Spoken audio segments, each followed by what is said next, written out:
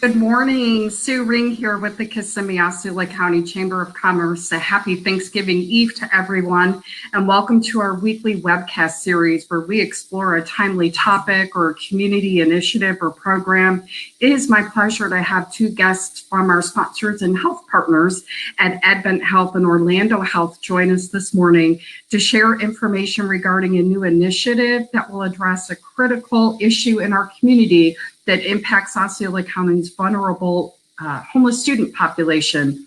Here at the Chamber, we are champions for business and community. And here we house a health leadership council that meets monthly, comprised of stakeholders from our friends at public health, healthcare systems, insurance companies, really any community stakeholder that's involved in healthcare in Osceola County. Well, we meet monthly to review data and develop and implement strategic initiatives that address healthcare access, delivery, and outcomes. And that includes looking at social determinants of health, such as housing and food insecurity. Our two guests this morning will tell us about a Smart Bus initiative, a partnership with Osceola County District schools that directly impacts food insecurity and the health and well-being of our homeless student population. I'd like to welcome Samantha O'Lenick from AdventHealth and Dr. Tolu Adebanjo from Orlando Health to introduce us to this new community program. Samantha serves as the Executive Director of Community Impact at AdventHealth Central Florida Division, and Sam leads AdventHealth's community health and benefit programs, overseeing partnerships with more than 500 organizations. Dr. Adebanjo is a double board certified pediatrician and preventative medicine physician and Centers for Disease Control Prevention trained medical epidemiologist. She serves as the corporate director and provider informatics at Orlando Health and is faculty in pediatric residency program at Orlando Health Arnold Palmer Hospital. Thank you both for joining us this morning. Sam, can you tell us about this Smart Bus initiative and how it works? Sue, thank you so much for having us this morning to talk about this very important issue and special partnership.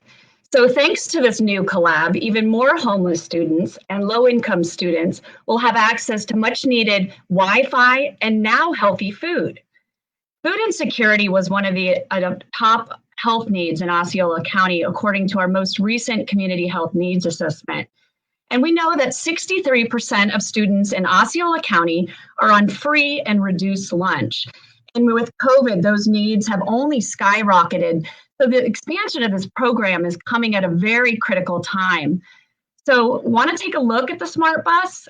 I believe we may have some pictures that we could share. So if Christina could put those on the screen, we'll all hop aboard.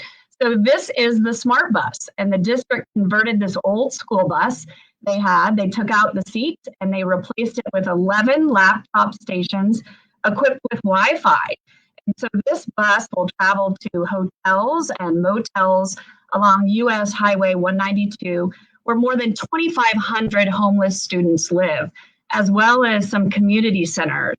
And while on board, the students receive healthy snacks, as well as nutritional education, and also get access to the internet so that they can do their homework. And so these were some of the resources that were identified as major needs for this group of students. And so when the kids leave, you saw a picture of that, they leave with a big bag of food and a backpack full of a lot of educational supplies as well. So we're not only filling their bellies, but also their mind. And Sam, why did AdventHealth get involved in this project? Well, as I shared, the food insecurity was one of our top health needs in Osceola County. And so we're very active in the community and we wanted to give back. And this is an area of great need. And so we felt that this would be a great project to team up with our colleagues at Orlando Health on. Dr. Adebanjo, can you kind of tell us what exactly is food insecurity, and then address why and how proper nutrition is so important for our students?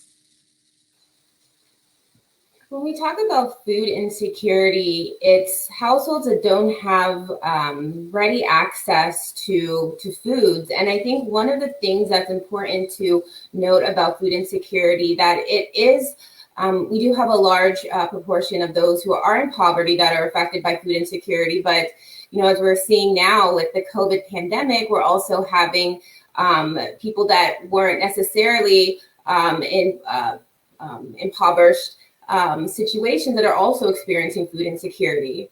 And we know that food insecurity can have a significant impact on a child's health and well-being.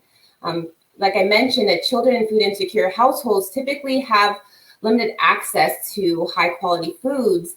And in their neighborhoods, there's a decreased number of full service grocery stores. So they don't have fresh fruits and vegetables easily accessible. And you see an increased number of fast food restaurants, which really makes it difficult for families to adapt healthy behaviors. And we know that healthier foods cost more. And so this leads to intake of really energy dense, nutrient poor foods, which can then lead to childhood obesity and subsequent health problems that kids shouldn't be experiencing, like diabetes and hypertension and high cholesterol. And these effects aren't just seen in childhood, they can also persist beyond childhood to adult life. And even beyond obesity and those health effects, food insecurity can also be a stressful experience for children in the home. It can impact their academic performance. It can lead to behavioral problems and really emotional distress. And you kind of led it a little bit into it, are there other health issues that, because when we talk about the social determinants of health, it's food insecurity and it's poverty and it's housing and it's transportation, how are those other issues going to be addressed that they might be identified on the smart bus and be connected to follow-up services or additional resources for those families? One of the great things about the Smart Bus, and one of the things that really, I love, especially as a pediatrician, is really the opportunity to get the homework help, having the access to laptops. In some of these children's homes, they may not have Wi-Fi readily accessible. They can also get information about community resources. And it's not just for the kids, it's for the parents as well. When we talk about healthy eating, for example, it's not just, okay, child, you need to eat healthy. It's really how can we as an entire family make healthy choices. So it's a great opportunity to really bring in the whole family to address healthy eating, nutrition. They get their book bag of healthy and nutritious snacks. They can feed their brain with books and knowledge help. And the knowledge that they're getting through their homework help as well. I mentioned that food insecurity can really be a stressful experience for children. And we know that toxic stress can have significant impacts on a child's life. And really a key protective factor for that toxic stress is having a supportive environment. So this provides an opportunity to provide children with that support. And how did Orlando Health get involved? Why was this so important for Orlando Health? As Samantha mentioned, that this was done in response to the 2019 Community Health Needs Assessment, and this is a collaborative effort that we do with other health systems in the area, including AdventHealth, health departments, and other organizations to assess the health needs of the community. And along with AdventHealth, we have a shared commitment to improving the health of our community. And it's important for us to make sure that our children really have the tools needed to live a healthy and active lifestyle. And Sam, can you talk a little bit about the perspective of how AdventHealth and Orlando Health came together? Dr. Adebanjo kind of started about the whole development of the community health needs assessment, but how this partnership with the school district all came to be. Yeah, we do a lot of fun initiatives and important initiatives with our colleagues at Orlando Health.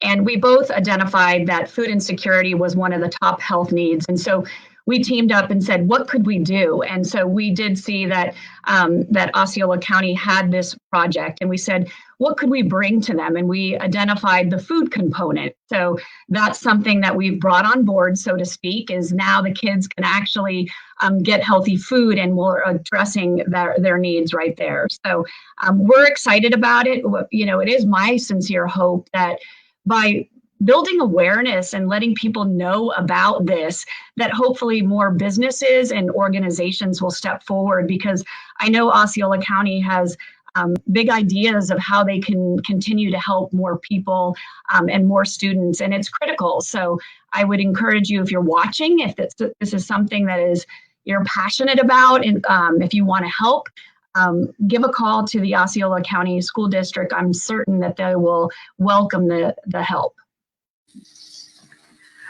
How is this going to come to be when we know that food insecurity existed long before COVID-19, and now with the impacts of COVID-19, it's totally restructured kind of our learning and how we're, you know, delivering school. So how is the Smart Bus being rolled out in this COVID pandemic environment?